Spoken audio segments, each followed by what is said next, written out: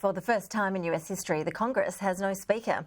A far-right rebellion in the Republican Party ousted Kevin McCarthy in the first vote of its kind held in over 100 years. Republicans are bitterly divided over who should take his place, and it means the third most powerful position in the US government is currently vacant. Joining us live is Professor Desipio from the University of California. Lewis, appreciate your time. Thank you. Just explain for us, how did this all unravel to get to this point? As I said, it's unprecedented. It certainly is. I think we could have predicted it in January, though. When Speaker McCarthy was elected, it took 15 ballots, which was also unprecedented, and he agreed to a process whereby any single member could challenge his maintaining the office. Today, somebody took him up on that, and the vote was narrow, but it was enough to remove him from the office. He was surprised, but probably not all that, it was not all that unexpected to analysts. So who's the front runner to become the new speaker? Is that clear at this point? That's a problem that the Republicans face. There isn't an obvious front runner. Normally, in Republican Party politics, you'd go to the next in charge. That's Steve Scalise, a member of Congress from Louisiana.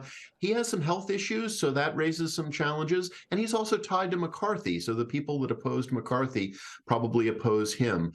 I think it's going to be a free-for-all for the next week, and we'll see who's able to unite much of that caucus. Whoever takes the job, though, is going to have to make sure that he or she is not subject to this same rule of a single member being able to challenge the position. We keep seeing these threats of shutting down the government. Tell us a bit more about this Republican faction that really was behind this push to oust McCarthy as Speaker. Are they getting more powerful? How's that all happening? No, they're really not getting more powerful. I think people were surprised at how quickly Speaker McCarthy caved on Saturday.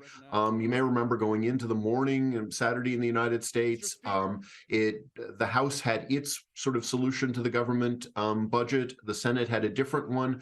But then McCarthy wasn't able to get the House one passed because of these intransigent members. So basically, he agreed to what the Senate had already agreed to, with a modest change that was removing aid for Ukraine from that bill. And it passed that afternoon to everybody's surprise, and I'll have to say everybody's great pleasure. The government did not shut down.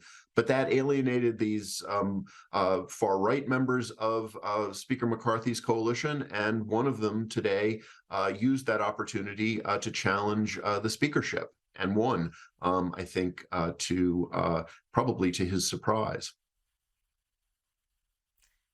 And so now, no doubt, the Democrats will be taking advantage of this situation facing the Republicans. They, after all, sort of joined forces to help make that happen.